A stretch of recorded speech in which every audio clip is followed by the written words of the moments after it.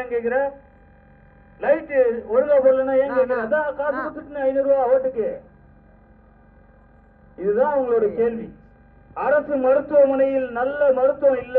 கேள்வி கேட்டா காசு கொடுத்துட்டேன், ஓட்டுக்கு தான் காசு கொடுத்துட்டேன், மருத்துவம் வந்தா இல்லன்னா என்ன? என் அன்பார்ந்த மக்களே, எல்லா தாய்மார்களும் நினைக்கிறீர்கள் சாராய கடையை மூட வேண்டும், மூட வேண்டும். கம்பெனி நடத்துவோம் எப்படி கடையை மூடுவான் என்ற கேள்வி எப்போது நமக்குள்ளே வருகிறதோ அப்போது இந்த பிள்ளைகளின் முகம் எங்கள் சின்னம் விவசாயி உங்களுக்கு ஞாபகத்தில் வரும். அதிமுக திமுக அத்தனை பேரோட பினாமியும் சாராய கடை நடத்துறா, சாராய கம்பெனி நடத்துறா. அதனாலதான் அரசாங்கம் சாராய கடையை நடத்துது.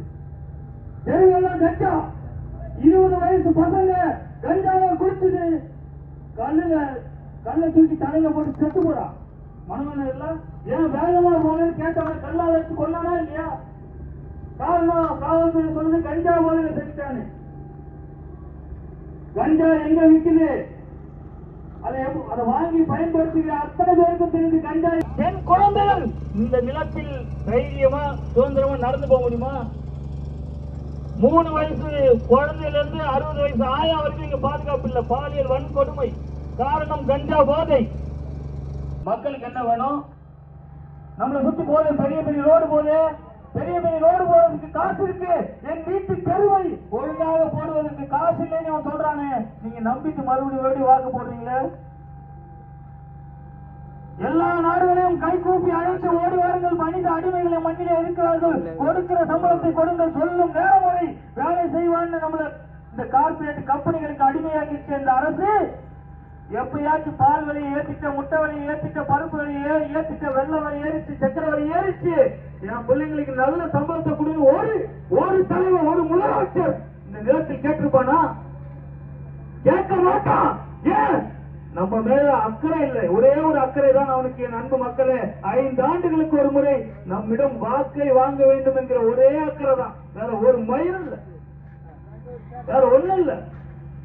எல்லாத்தையும் மறந்துட்டு நீங்க வாக்க போட்டுட்டு 15 வருஷம் அந்த நேரத்தில் நின்று போராடுறோம். தோல்வி எங்களுக்கு ஒன்றும் புதுசு இல்ல. 2016 சட்டமன்ற தேர்தலில் நான் தான் நின்னேன். எனக்கு தோல்வியை தந்தது நீங்கள் தான். 2021 சட்டமன்ற தேர்தலில் இதே காலத்தில் நாங்கள் தனித்து நின்றோம். எங்களுக்கு தோல்வியை தந்தது நீங்கள் தான். தோற்றது நாங்கள் இல்லை. முதல்ல அதை மக்கள் புரிஞ்சுக்கணும். தோற்றது நாங்கள் இல்லை, நீங்கள் தான். நீங்கள் எதற்காக ரோட்டில் நின்று போராடுகிறீர்களோ அந்த வழியை வேதனையை தந்தவனுக்கு நீங்கள் வாக்கை செலுத்தி அதிகாரத்தை கொடுத்து நீங்கள் வீதியில் நிற்கிறீர்கள். உங்கள் பிள்ளைகளுக்கு எல்கேஜி யூகேஜியில் சேர்ப்பதென்றால் 50,000 1 லட்சம் பணம் கட்ட வேண்டி இருக்கிறதா இல்லையா? உருவாக்கியது யார்? இந்த திராவிட கட்சி. நம் பெற்றோர்களுக்கு உயிரை காப்பாற்றுகிற மருத்துவத்திற்கு அனுமதிப்பதற்கே 1 லட்சம் ரூபாய் கட்ட வேண்டிய நிலை இருக்கிறதா இல்லையா? உருவாக்கியது இந்த திராவிட கட்சிகள். ஏன் நல்ல மருத்துவத்தை நல்ல கல்வியை அரசாங்கத்தால் தர முடியவில்லை? இந்த அரசாங்கத்தில் இருக்கிற அமைச்சர்களும் மந்திரிகளும் எம்எல்ஏக்களும் பெரிய பெரிய கல்லூரி நிறுவனங்களை கட்டி நடத்துகிறான். அதான் பிரச்சனை. நம்ம 10 வருஷம் எம்எல்ஏ இருந்து நமக்கு எம்எல்ஏ இருந்த ஐயா ராஜேந்திரன் எத்தனை கல்லூரி வச்சிருக்காரு? எத்தனை பிள்ளைங்களுக்கு நம்ம வீட்டு பிள்ளைங்களுக்கு இலவசமான சீட்டு கொடுத்தாரு? கொடுக்க மாட்டார். ஏன் கலை கல்லூரி நம்ம திருவள்ளூர் நகரத்துக்கு வரலன்னு நான் கேட்ட ஒரு விவாதத்துல நியூஸ் 18 தொலைக்காட்சியில் நினைக்கிறேன். ஐயா என்கிட்ட சொல்றாரு, ராஜேந்திரன் ஐயா சொல்றாரு, அங்கே திருத்தணி அருகிலே ஒரு கலை கல்லூரி இருக்கிறது, அதுல இன்னும் பசங்க அதிகமா சேரல, அதுக்கே ஆள் இல்லாத போது இங்க எதுக்கு கல்லூரின்னு கேட்கிறாரு. நான் கேட்ட திருத்தணியில இருக்கிறது ஊருக்கு ஒதுக்குப்புறமா இருக்குது, ரயில் நிலையத்திலிருந்து போறதுன்னா கூட 10 கிலோமீட்டர் தள்ளி போனோம், எப்படி ஐயா பசங்க வந்து படிப்பாங்க? நகரத்துக்குள்ள இருந்தா தானே படிப்பாங்கன்னு கேட்டதுக்கு ஐயா ராஜேந்திரன் சொன்ன பதில், நீங்க போய் டிவியில தட்டி பாரு, நியூஸ் 18ல பாரு, ஊருக்கு ஒதுக்குப்புறமா தான்ப்பா இருக்கும் கல்வி நிறுவனங்கள், ஊருக்கு ஒதுக்குப்புறமா தான்ப்பா இருக்கும் கல்லூரிகள் பதில் சொல்றாரு. நான் கேட்டேன், ஊருக்கு ஒதுக்குப்புறமாக கல்லூரிகள் இருக்கிறது, ஆனால் ஒயின் ஷாப் மட்டும் எப்படியா ரோட்லயே இருக்குது, அதுவும் பேருந்து நிலையத்துக்கு பக்கத்திலே இருக்குதுன்னு கேட்டா அதுக்கு பதில் சொல்லல. எல்லா பேருந்து திருவள்ளூர் பேருந்து நிலையத்துக்கு பக்கத்துல போய் பாருங்க, ஒயின் ஷாப் ரோட்லயே இருக்கும். மணமல்ல பாருங்க, அங்க திருமுறதுலயே இருக்கும். நாம நின்று வரணும். அதெல்லாம் எப்படி ரோட்டுக்கு வந்துட்டு நம்ம பிள்ளைங்க படிக்கிறது மட்டும் ஊருக்கு வெளியே போச்சு. நகரத்துக்குள்ளே ஒரு கலை கல்லூரி வந்தால் ஐயாவோட கல்லூரியில ஆள் கம்மியாயிரும். அன்பார்ந்த மக்களே, எங்களுக்கு ஒரே ஒரு நோக்கம் தான் இருக்கிறது. இந்த நிலத்தில் தனியார் எப்படி கல்வியை தருகிறானோ அதை விட சிறப்பான கல்வியை அரசு தரும். அது எங்கள் ஆட்சியில் தரும். நீங்க ஒரு ஓட்டை மட்டும் போடுங்க. கோடி கனவுகள் எங்களுக்குள்ளே நிறைந்து கிடக்கிறது.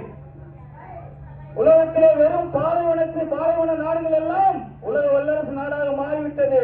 எல்லா வளமும் இருக்கிற நம் நாடுதான் எல்லா நாட்டிடமும் கையேறி நிற்கிறது. 10 லட்சம் கோடி கடன்.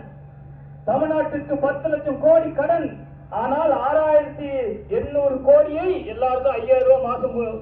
இந்த வெயில் கால செலவுக்கு 2000, 5000 ரூபாய் போட்டார்ல முதலமைச்சர். யார் வீட்டு காசு? நம்ம வரி பணம்.